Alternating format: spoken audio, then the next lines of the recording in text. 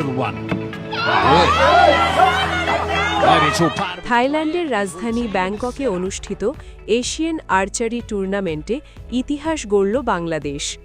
Compound পুরুষ দলীয় ইভেন্টে স্বর্ণপদক জিতেছে লাল সবুজের প্রতিনিধিরা।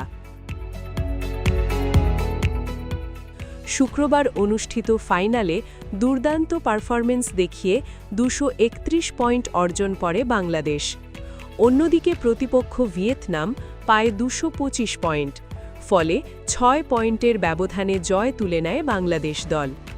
এই সাফল্যের নেপথ্যে ছিলেন 3 আর্চার, হিমু বাছার, রাকিব নেওয়াজ এবং ঐশ্বর্য ভালো। তাদের নিখুঁত সমন্বয়ে ও স্থির পারফরমেন্সই এনে দিয়েছে এই সোনালী সাফল্য।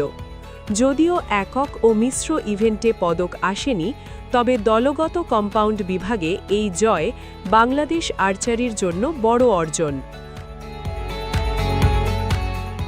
উল্লেখ্য, গত বছর একই টুর্নামেন্টে রিকার্ভ পুরুষ এককে স্বর্ণ জিতেছিল বাংলাদেশ, আর এবার কম্পাউন্ড বিভাগেও সেই সাফল্যের ধারাবাহিকতা বজায় থাকল। এদিকে বাংলাদেশ আর্চারি ফেডারেশন এবং এশিয়ান আর্চারি ফেডারেশন পদক জয়ীদের জন্য আর্থিক পুরস্কারের ঘোষণা দিয়েছে। এই জয়ের মাধ্যমে আন্তর্জাতিক অঙ্গনে বাংলাদেশের কম্পাউন্ড আর্চারদের গুরুত্ব আরও বেড়েছে।